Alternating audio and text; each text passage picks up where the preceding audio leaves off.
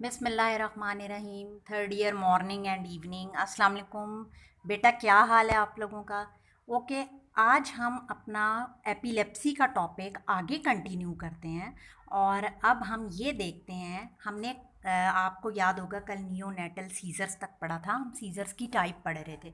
Basically कल के lecture में हमने ये डिस्कस किया था कि एपिलेप्सी है क्या, और सीज़र, कन्वल्जन, और इसके अलावा एपिलेप्सी में क्या डिफरेंस है, एपिलेप्सी की कितनी टाइप्स हैं। ठीक है, और लास्ट हमने नियोनेटल सीजर्स को डिस्कस किया था। और उसके बाद हमने ये एक इमरजेंसी कंडीशन है स्टेटस एपिलेप्टिकस की, इसको बेसिकली आज डिस्कस करना है। ठीक है, और आप ये देखें कि स्टेटस एपिलेप्टिकस मैंने डिस्कस किया था बहुत ब्रीफली आपसे कि ये बेसिकली एक इमरजेंसी सिचुएशन है। ठीक है, और इसको आप डेफिनेटली इमरजेंसी ट्रीटमेंट देंगे। ये कोई नॉर्मल पेशेंट के साथ कोई डिजीज़ की कंडीशन नहीं है। जब स्टेटस एपिलेप्टिकस हो रहा है तो ये एक इमरजेंसी सिचुएशन है। आप ये देखिए कि इसमें सीजर्स जो हैं वो कंटिन्यूसली हो रहे होते हैं without no recovery of consciousness between the attack. Repeatedly seizures आ रहे हैं। ठीक है, तो seizure occur repeatedly with no recovery of consciousness between the attacks. Continuously attack वहाँ पर आ रहे होते हैं, कंटिन्यूसली। ठीक है, और जैसा कि मैंने डिस्कस किया कि बेटा ये एक इमरजेंसी ट्रीटमेंट है और इसमें हम यूजुअली फास्ट एक्टिंग मेडिकेशन और इंट्रावेनस मेडिकेशन देते हैं, और उसको फिर बाद में फॉलो करते हैं स्लो एक्टिंग मेडिकेशंस के साथ। इसको हम एंड में इसका मैनेजमेंट काफ़ी डिटेल में पढ़ेंगे इस वक्त, तो क्योंकि हम सिर्फ ये डिस्कस कर रहे हैं कि एपिलेप्सी की कितनी टाइप्स हैं, और इसमें ये एक इमरजेंसी सिचुएशन है जिसको हमने यहाँ डिस्कस किया है। जब हम क्लिनिकली इसको ट्रीटमेंट की तरफ जाएंगे तो फिर हम इसको काफ़ी डिटेल में डिस्कस करेंगे। फ़िलहाल तुम लोग बेटा ये याद रखो कि स्टेटस एपिलेप्टिकस में सीजर्स जो हैं वो कंटिन्यूसली आ रहे होते हैं without the recovery of the consciousness, और ये एक इमरजेंसी सिचुएशन है। इसको आप इमरजेंसी के तौर पर ट्रीट करेंगे। ठीक है, ये समरी है सीजर्स की। ये एक बहुत अच्छा सा मुझे चार्ट मिला था जिसमें जो हमने अब तक डिस्कस किया है सीजर्स की टाइप्स के बारे में, वो सब कुछ यहाँ पर एक्सप्लेन किया गया है। ये सीजर्स हैं जो क्लासिफाई हो रहे हैं पार्शियल में और जनरलाइज्ड में, और ये पार्शियल फिर फर्दर सिंपल में और कॉम्प्लेक्स में क्लासिफाइड है। इनकी आगे डिटेल भी मेंशन है जो आप यहाँ पढ़ सकते हैं। और इसके अलावा ये फिर जनरलाइज्ड की डिफरेंट टाइप्स हैं जो हमने सब डिस्कस की थी, एब्सेंस, टॉनिक क्लॉनिक और मायोक्लॉनिक ए टॉनिक। इनको आप यहाँ ओके। तो अब हम आगे चलते हैं और नेक्स्ट जो हमारा कंसर्न है वो है अब पैथोफिजियोलॉजी ऑफ एपिलेप्सी से। ठीक है, अब हम ये देखेंगे कि बेसिकली एपिलेप्सी का रीज़न क्या है। ठीक है, ये देखो, पेन पिक कर लिया मैंने तुम लोगों के लिए। In most cases epilepsy has no identifiable cause. कोई ख़ास आइडेंटिफाइबल कॉज नहीं होता है ज़्यादातर केसेस में। ट्रिगरिंग फैक्टर्स क्या हो सकते हैं? ख़ास तौर पर आपके फिजियोलॉजिकल फैक्टर्स भी हो सकते हैं और चेंजेस इन एनवायरमेंटल फैक्टर्स भी हो सकती हैं। ठीक है, देखो फिजियोलॉजिकल फैक्टर्स में फॉर एग्जांपल ब्लड गैसेस हैं, पीएच है, इलेक्ट्रोलाइट्स हैं, ब्लड ग्लूकोज लेवल है। अगर ये तमाम चीज़ें अफेक्ट होंगी तो एपिलेप्सी का ये कॉज बन सकती हैं। दूसरी तरफ अगर हम एनवायरमेंटल फैक्टर्स को देखें, for example sleep deprivation, alcohol intake, या फिर स्ट्रेस, और स्ट्रेस हर चीज़ का एक सबसे कॉमन कॉज है। ठीक है, सो दो आप इम्पॉर्टेंट ट्रिगरिंग फैक्टर्स में क्लासिफाई कर सकते हैं, एक फिजियोलॉजिक फैक्टर्स में और एक चेंजेस इन एनवायरमेंटल फैक्टर्स में। ठीक, अगर आप देखें तो एपिलेप्सी के 3 तरह के कॉज हो सकते हैं। कौन कौन से? जेनेटिक कॉज, स्ट्रक्चरल या मेटाबॉलिक कॉज, कोई स्ट्रक्चर में चेंज आ गया है ब्रेन के, या फिर मेटाबॉलिक चेंज आ गया है, और तीसरा रीज़न हो सकता है अननोन कॉज का। ठीक है बच्चों, ये बातें नोट कर ली। ये 3 आपने पॉइंट नोट करने हैं। और ये एपिलेप्सी के चैप्टर में कैटजंग में भी, और दूसरा आपका ये जो है लिपिनकॉट उसमें भी इसी तरह ही लिखे हुए हैं कि या तो जेनेटिक कॉज हो सकता है, या स्ट्रक्चरल और मेटाबॉलिक हो सकता है, और या फिर कोई अननोन कॉज हो सकता है। अब हम इन तीनों को, ये जो तीनों हमने देखे इनको वन बाय वन डिस्कस करते हैं, ठीक है। आइए देखते हैं। First of all, genetic epilepsy as the name indicate. अच्छा भैया मैं थोड़ा सा इसको एक तो थिन कर लूँ, और दूसरा मैं आप लोगों के लिए कलर भी सिलेक्ट कर लूँ। तो ये देखें, first of all genetic epilepsy, नाम से ही आपको आइडिया हो रहा होगा बच्चों कि these seizures are basically because of the inherited abnormality in CNS। Genetic mutations को देखा गया है एपिलेप्सी के पेशेंट्स में, और ये इनहेरिटेड रीज़न है, और आपको मालूम है कि जेनेटिक कॉज बहुत ही अहम कॉज है जिसकी वजह से ये प्रॉब्लम जो है एपिलेप्सी का हो सकता है, ठीक है। सेकंड आ जाता है आपके पास स्ट्रक्चरल या फिर मेटाबॉलिक एपिलेप्सी, ठीक है। और इसमें ज़ाहिर है कि ये स्ट्रक्चर या फिर मेटाबॉलिक चेंजेस में कोई ऐसे स्ट्रक्चर में चेंजेस आ गए या फिर मेटाबॉलिक प्रॉब्लम्स आ गए, फॉर एग्जांपल ड्रग का use, tumour, head injury, hypoglycaemia, meningeal infection and rapid withdrawal of alcohol from alcoholic patient, इन तमाम की वजह से भी सीज़र हो सकता है, ठीक है। तीसरा है आपके पास अननोन कॉज।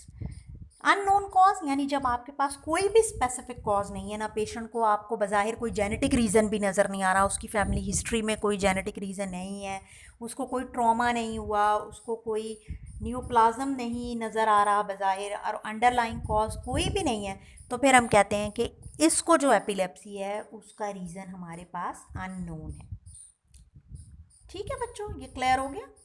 ओके, आगे चलते हैं। ये देखो, पैथोफिजियोलॉजी में बेसिकली क्या हुआ, first of all burst of action potential आई, यही होता है ना, हाइपर सिंक्रोनाइजेशन हो जाती है। जैसे ही एक्शन पोटेंशियल बहुत बर्स्ट में ऐसे ऐसे आना शुरू हुए, उसके बाद वो हाइपर सिंक्रोनाइज्ड हो गए, यानी यहाँ पर आपका सीज़र इनिशिएट हुआ, और जब ये हाइपर सिंक्रोनाइज हो गए और यूँ आगे बढ़ते चले गए, तो फिर इसका मतलब है कि अब आपका सीज़र यहाँ पर प्रोपेगेट होना शुरू हो गया है। ये एक सिंपल तरीके से पैथोफिजियोलॉजी है जिसको मैंने फिगर में डाल के इनकॉर्पोरेट किया है आपकी आसानी के लिए।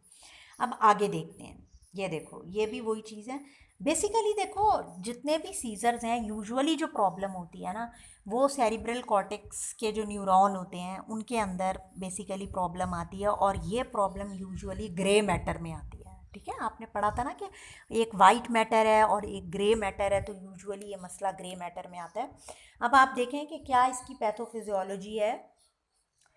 पैरोक्सिस्मल डिस्चार्ज है, जो मैंने आपको बताया था कि सडन या बर्स्ट है, बिल्कुल कॉर्टिकल न्यूरॉन में है, और सीजर ओरिजिनेट हो रहा है ग्रे मैटर में। तुम लोगों की कन्वीनियंस के लिए मैंने उसको रेड में भी कर दिया है, और वहाँ से न्यूरॉन्स की एबनॉर्मल फायरिंग शुरू हुई, जिसकी वजह से क्या होगा, break down of normal membrane conductance and inhibitory synaptic currents, ठीक है। जो इनहिबिटरी करंट्स हैं वो ब्लॉक होने शुरू हो जाएंगे, और नॉर्मल मेम्ब्रेन कंडक्टेंस की ब्रेक डाउन होके एक extra ordinary action potential generate होने लग जाएगा, जो कि एबनॉर्मल होगा।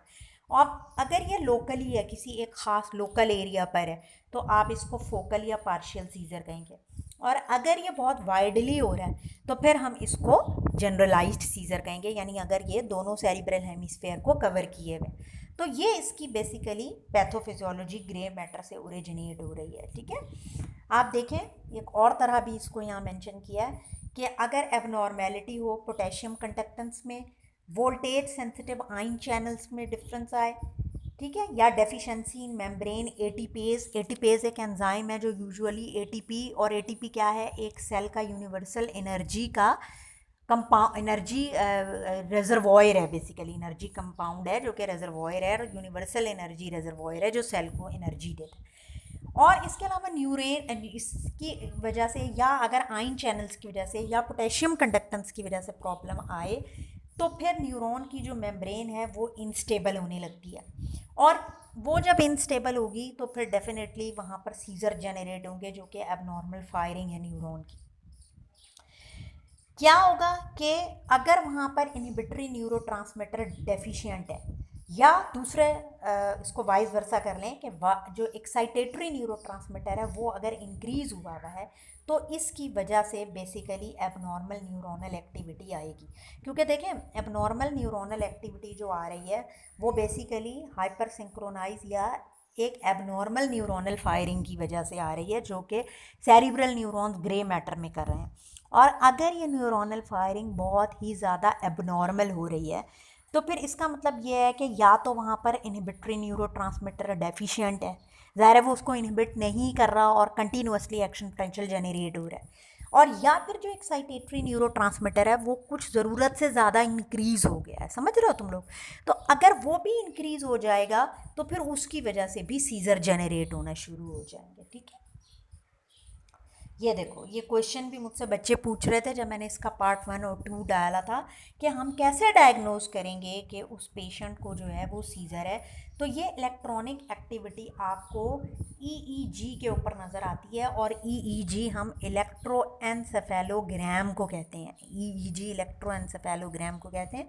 और ये इलेक्ट्रोएन्सेफेलोग्राम जो है ये बेसिकली, ये देखें आप, अगर यहाँ रेड में देखें तो आपको पता चलेगा कि ये वाला जो रेड वाला एरिया है ये बेसिकली सीज़र को इंडिकेट कर रहा है। और आप यहाँ भी देख सकते हैं कि कितनी हाइपर सिंक्रोनस टाइप की और बहुत ही रैपिड किस्म की फायरिंग हो रही है न्यूरॉन से, और ये सारी की सारी एबनॉर्मल फायरिंग है, सेरिब्रल कॉर्टेक्स के एरियाज़ के अंदर हो रही है। ठीक है, तो इस तरीके से हम इसको आइडेंटिफाई करते हैं। और भी बहुत सारी टेक्नोलॉजीज़ हैं, जैसे कि सीटी स्कैन वगैरह हैं, और आप अगर कैडजंग में देखें उसमें लिखे हुए एग्जैक्टली मुझे इस वक्त नाम याद नहीं आ रहे हैं।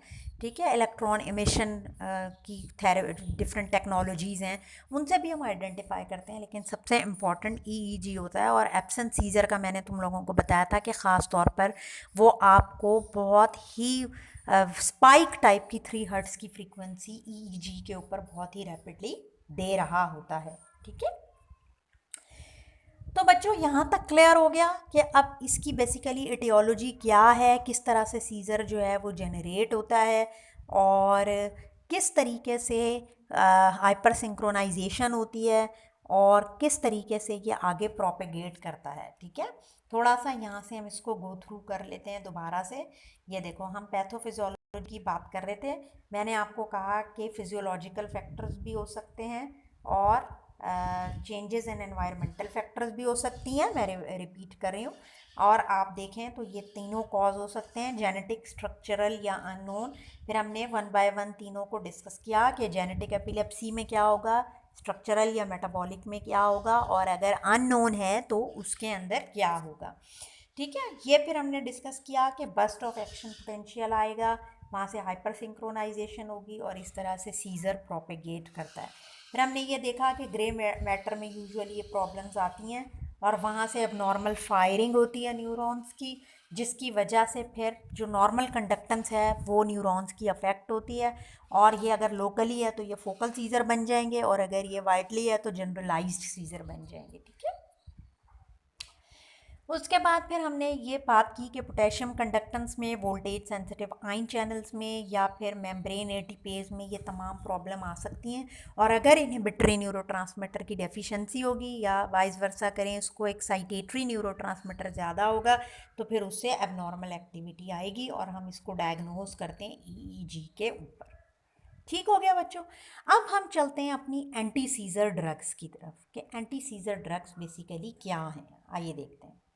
ये देखो, देखिए, अब अगर मैं यहाँ पर थोड़ा सा पहले डिस्कस कर लूँ, अगर तुम लोग एपिलेप्सी को अपने जहन में रखो तो हमने ये बात की, मैं यही वाली पिक्चर यहाँ पर स्लाइड निकाल लेती हूँ। हमने ये चीज़ डिस्कस की कि बेसिकली यहाँ पर एबनॉर्मल इलेक्ट्रिकल डिस्चार्ज है।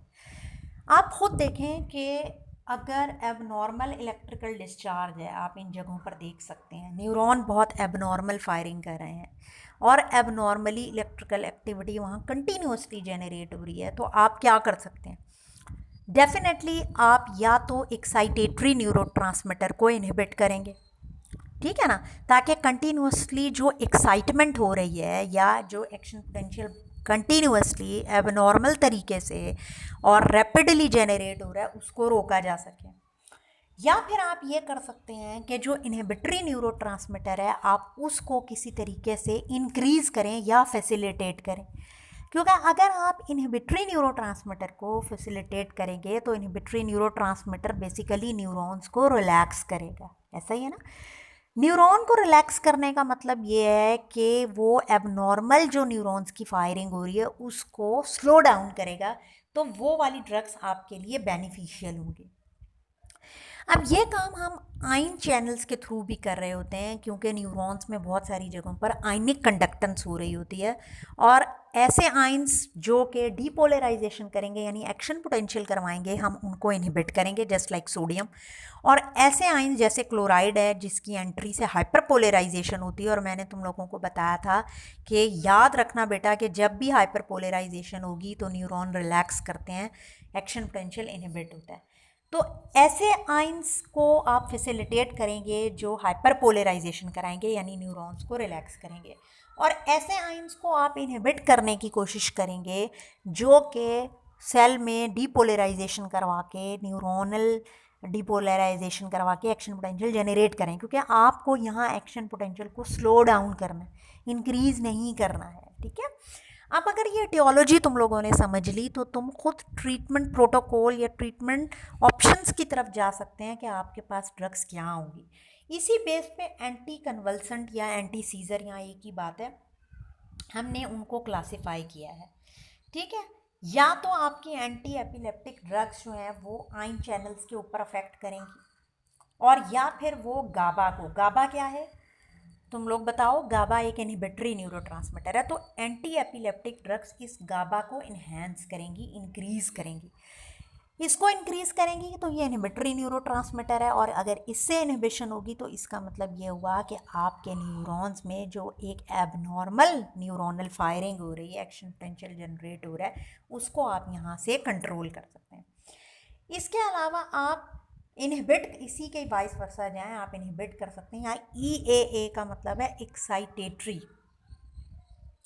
ठीक है। एक्साइटेटरी न्यूरोट्रांसमीटर्स जो हैं, एक्साइटेटरी अमाइनो एसिड्स जो हैं, आप उन एक्साइटेटरी न्यूरोट्रांसमीटर को भी इनहिबिट कर सकते हैं जो एक्साइटेटरी हैं। एक्साइटेटरी में आपके पास ख़ास तौर पर अगर हम एपिलेप्सी या CNS की बात करें, जिस तरह से ऑटोनॉमिक में तो ये एसिटाइल कोलिन और एपिनेफ्रिन वगैरह, यहाँ पर ख़ास तौर पर हम ग्लूटामेट की बात करते हैं, तो ग्लूटामेट को आप ख़ास तौर पर अगर इनहिबिट करेंगे, क्योंकि ये एक एक्साइटेटरी न्यूरोट्रांसमीटर है, तो जो एबनॉर्मल फायरिंग है आप उसको काफ़ी हद तक कंट्रोल कर सकते हैं, ठीक है।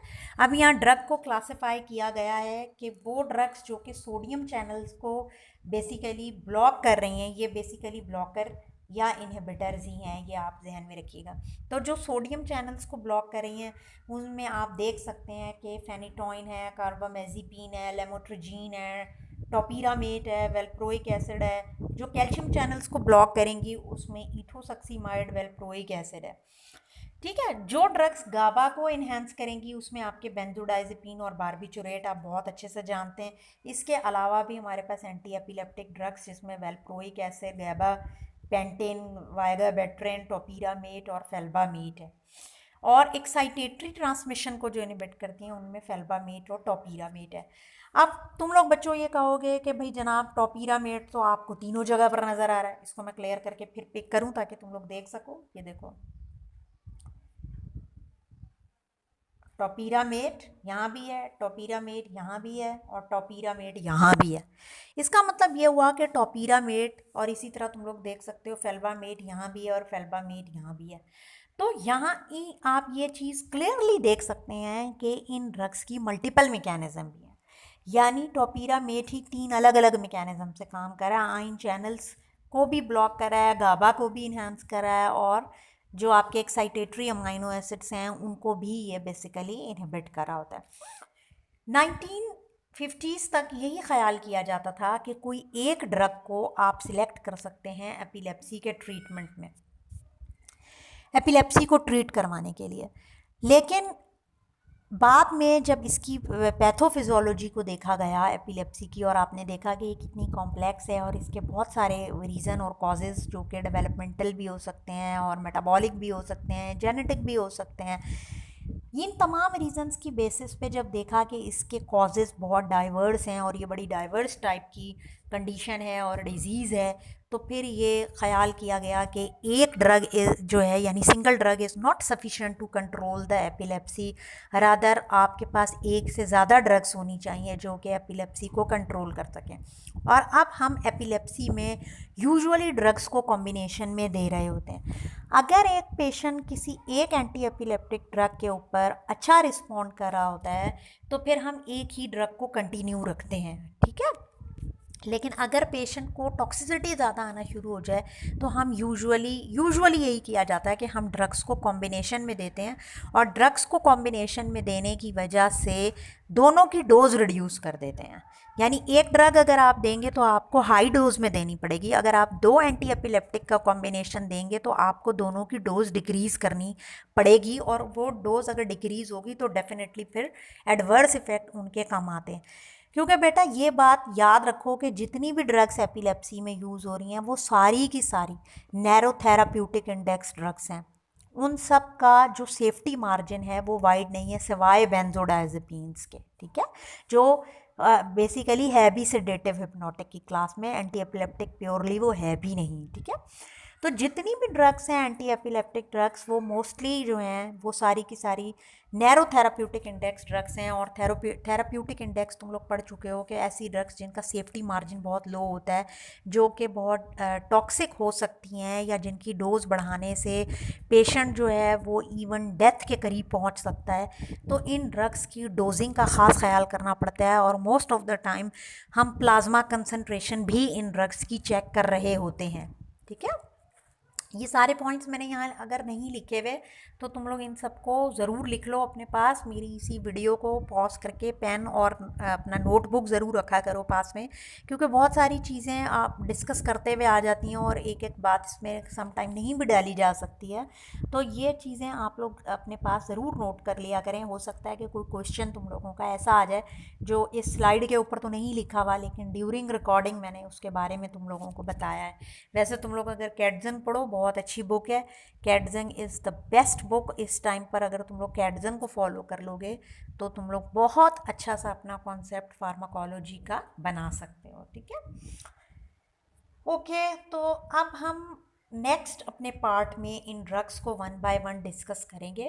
फ़िलहाल आप लोग इसको पॉइंट्स को लिख लें, अपने पास समझ लें, और अगर कोई क्वेश्चन है तो उसको ज़रूर डिस्कस कर लें, ठीक है बेटा।